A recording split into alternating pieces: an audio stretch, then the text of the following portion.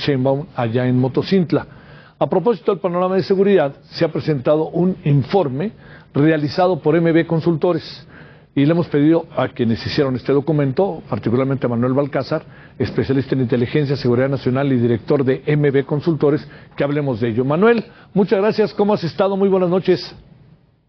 Hola Javier, muy buenas noches. Un saludo a ti y a tu auditorio. Gusto en saludarte. Entendiendo, Manuel, que hay un trabajo integral, que hay muchas cosas que decir, déjame entrar por algo que sé que te habrán preguntado muchas veces, que a ver, lo diré de esta manera, doméstica, si me permites. ¿Fue de a de veras el retén que detuvo a la candidata presidencial del oficialismo el domingo pasado? ¿O fue un montaje, como dijo el presidente? ¿O ella le pareció muy raro, muy extraño? ¿O Latinus, etcétera? Empecemos por ahí para ir hablando de todo el estudio y que nos digas cuáles son los principales hallazgos. Gracias, Javier, muy amable. Pues lamentablemente sí fue de a de veras. Esto quiere decir que hay personas que tienen una problemática de inseguridad en su municipio y decidieron organizarse pues para cuidar esa zona bajo un esquema de control territorial que desde hace algunos años tienen los cárteles en distintas zonas del país, pero en Chiapas a partir de hace 2 años y medio más o menos es cuando empiezan la disputa más intensa entre los grupos delictivos, y estas expresiones de retenes clandestinos o de puestos de control criminales es una mezcla entre ciudadanos hartos de la violencia y grupos delictivos aprovechando ese hartazgo ciudadano y vacío de autoridad pues para establecer ese control. Y es más, déjame decirte que en el posmensaje a este rechazo que hizo el presidente después de que se le preguntó, los mismos grupos armados volvieron a grabar otros mensajes en esa zona diciendo esto no es ningún montaje, sí estamos buscando que se mejore la situación de seguridad en la Sierra de Chiapas, por un lado, y es respuesta a otro puesto de control criminal o filtro de autodefensas en otro municipio también de la zona Sierra de Chiapas, que está pues impactado, y toda esa zona. Es más, el día de hoy se rumoraba que ese tramo carretero que va desde la costa, que es desde donde venía la candidata Sheinbaum, hacia la sierra, pues no se pudo pasar, quien su credencial de elector no lo acreditara como oriundo de los municipios, ya sea de frontera Comalapa, o de Chicomucelo, o de Siltepec. Entonces esto lamentablemente es real y está pasando en el estado de Chiapas. Bueno, entremos a... ¿Por qué dirá el presidente que no es real? ¿Qué supones? ¿Que para minimizar el problema? ¿O qué supones? La propia Claudia Sheinbaum que dijo, me sonó raro, ¿no? Así como que, bueno, ¿qué piensas? Yo creo que son 6 años de inercia, que es la tradición del presidente de pues tener otros datos, y lo que no se le informa de manera oportuna, pues él simplemente lo descalifica. Yo creo que aquí la manera en que se le hace llegar la información, pues definitivamente a él no fue de manera oportuna, y creo que el ver el micrófono de Latinus, pues le hace como desatar esta lógica del sospechosismo, como se le llamó alguna vez, y de ahí desacredita todo. Pero también es un punto donde se lava las manos, porque las carreteras, esa en particular es un tramo federal que le correspondería al presidente de la República y a su administración salvaguardar. Y déjame decirte que en semanas pasadas el gremio empresarial en Chiapas, encabezado por la Coparmex del estado, dirigió una misiva al presidente solicitando su apoyo e intervención para mejorar las condiciones de seguridad en el estado. Y a la fecha pues esto todavía no ocurre. Entonces creo que es una manera también como de no acusar de recibo de lo que está pasando en el país, y lo caso con otras declaraciones que dijo el día de ayer, me parece, donde él señala pues haberse encontrado con personas extrañas, así llamó en sus viajes por todos los municipios del país, y hasta ahí. Pero el problema es que estamos normalizando eso, estamos normalizando personas armadas, personas revisando otras personas, puestos de control por grupos de civiles armados. Estamos normalizando la disputa y los esquemas de control territorial, y eso se me hace muy grave porque afecta directamente en el corazón del Estado de Derecho y hace pues que se tambaleen las estructuras de legalidad que tradicionalmente han articulado a México. Oye, y lo peor, no sé si lo peor, pero dijo, a mí siempre me han tratado bien, ¿no? Dice el presidente, cuando yo paso por ahí, que fue una declaración, me parece que un poco desafortunada, ¿no? Totalmente, porque yo creo que él tuvo mucha suerte por un lado y por el otro señala que el problema con los criminales es que solo se matan entre ellos, pero me parece que es algo totalmente sin sentido y es un despropósito para las decenas de miles de personas ajenas a la rivalidad criminal que lamentablemente han perdido la vida a manos de estos grupos delictivos, porque los confundieron, porque fue un caso de fuego cruzado, porque los delincuentes estaban intoxicados. Es un tema que se me hace propio de un civil en una charla de sobremesa, pero no de un presidente de la República que juró, bueno, no juró, protestó ante la Constitución guardar la ley y la misma y las leyes que de ella emanan, y su responsabilidad es justamente eso, garantizar la seguridad, y él lo lleva a un plano como de anécdota y va desdibujando y me parece que a los ciudadanos de a pie nos deja en estado de indefensión, de sálvese quien pueda. Y en el caso de Chiapas, pues es una entidad estratégica por la condición fronteriza y las implicaciones para la seguridad nacional que tiene el Estado. Sí, a ver, creo que de alguna manera hablamos del trabajo que han hecho, ¿no? Que ha hecho MB. Sí. A ver, yo te diría principales hallazgos y te diría 2, 3 asuntos que consideras claves para entender y para ver lo que está pasando hoy en el estado de Chiapas. Correcto. Bueno, los principales hallazgos es lo que pareciera un patrón selectivo de violencia criminal en agresión contra las autoridades. En las últimas semanas se ha detectado un punto de ataques mortales, lamentablemente, hacia policías del Estado. Ese es un primer punto. Otro hallazgo interesante es como el surgimiento de un cártel de tipo local, que se hace llamar cártel de Chiapas y Guatemala, desvinculando al cártel de Jalisco, y esto se nos hace un poco peligroso incluso, porque si hubiera cárteles con origen étnico o autóctono, su desmantelamiento sería mucho más complicado que estas otras grandes organizaciones que estamos identificando en el mapa de la geografía delictiva. Otro hallazgo también muy interesante es la ausencia del gobierno del Estado. El gobierno del Estado en materia de seguridad es prácticamente omiso, y a pesar que en semanas pasadas se lanzó un operativo, el operativo Chiapas Seguro, pues justamente ese día hubo varios brotes de violencia en la entidad y pareciera que las tareas de inteligencia pueden mejorarse aún más, los esquemas de coordinación también, me parece que ese es otro hallazgo importante.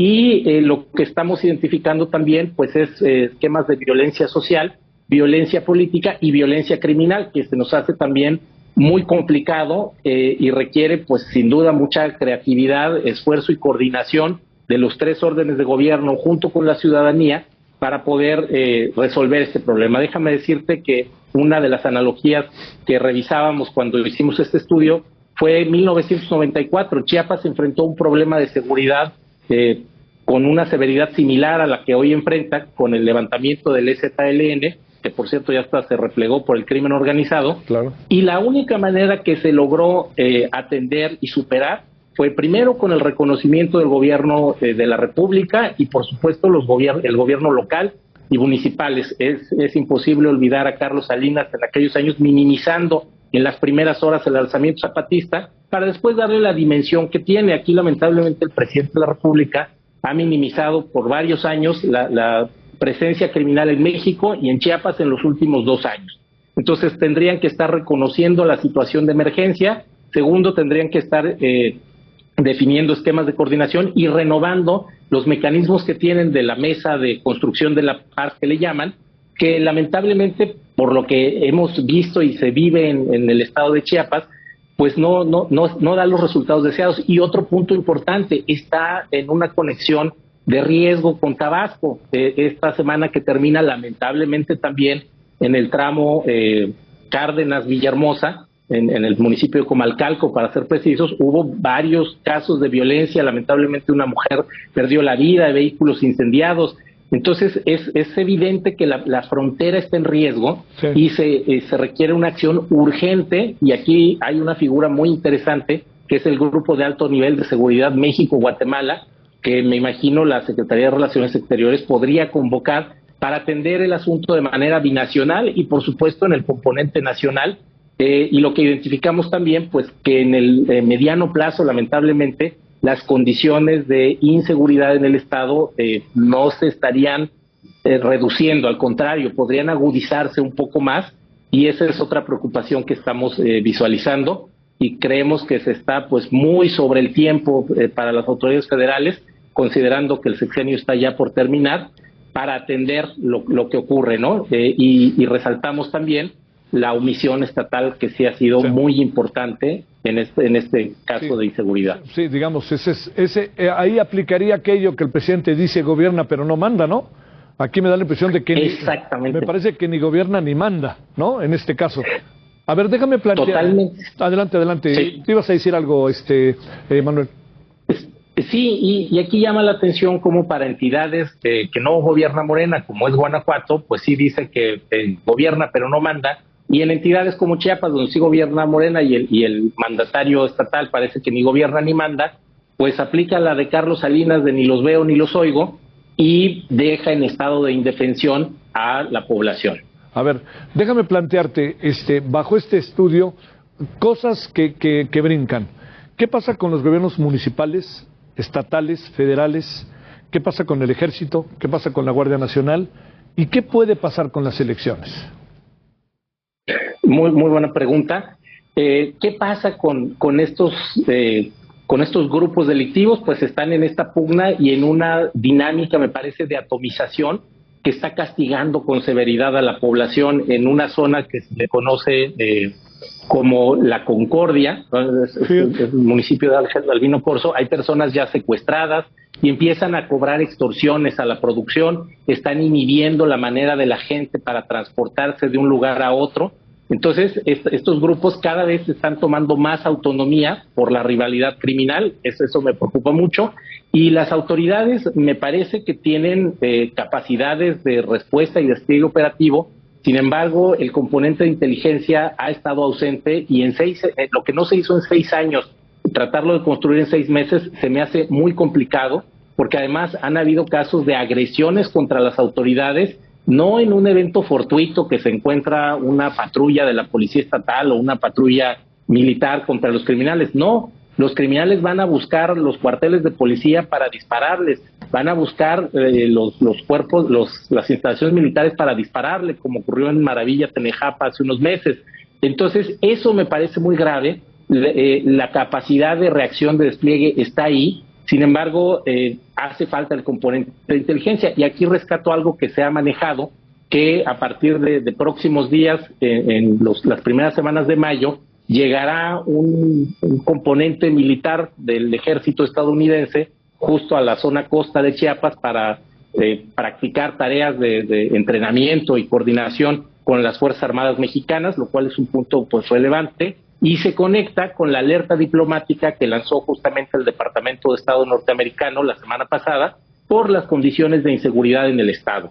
Y los municipios, me parece, están rehenes de la dinámica criminal y la respuesta del gobierno estatal, que no solo no acusa de recibo, sino pues se ve relativamente poco en el terreno, no se están viendo ahí, y este espacio es dominado por los grupos delictivos. Y la sociedad pues solicitando protección, apoyo, información, que es de lo más importante. Se entiende muchas veces la necesidad de secrecía, de reserva, de confidencialidad de las operaciones, pero lo mínimo que se pide pues es saber que las autoridades están haciendo un esfuerzo por atender su responsabilidad constitucional, y en el estudio identificábamos también que pues el Poder Ejecutivo Estatal pareciera tener un comportamiento más de delegado federal que de gobernador constitucional, y eso es un punto muy grave que va a incidir en el proceso electoral, que en el estado de Chiapas es por supuesto el federal, pero también hay un proceso electoral local para renovar al gobernador, los ayuntamientos y los diputados, y lo que se está viendo pues va a ser esta presión del crimen organizado. Ha circulado la versión no confirmada, así lo aclaro, que los transportistas fueron intimidados para que no movilizaran personas a los actos de campaña proselitista de Xóchitl Gálvez. Eso está por confirmarse. De confirmarse es sumamente grave, porque estamos viendo ya una intromisión, y aquí el punto es que no es un solo grupo, sino son 2 y enfrentados, y en ese enfrentamiento podría estar cualquier candidato a un cargo de elección popular, haciendo pues que el nivel de riesgo electoral en el estado de Chiapas sea mucho más alto, y pues me parece que ya han habido lamentables antecedentes en esta materia en el país que estarían obligando a tener un apartado especial y un grupo de coordinación ad hoc para garantizar la seguridad electoral, sí, no solo de los candidatos, sino también de los electores el día de la jornada. Te mando un gran saludo, Manuel, muchas gracias, muy buenas noches. Gracias a ti, Javier, muy bonita noche. Gracias, un saludo a ti y a tu auditorio. Bueno, vamos a hacer una pausa y consejeras del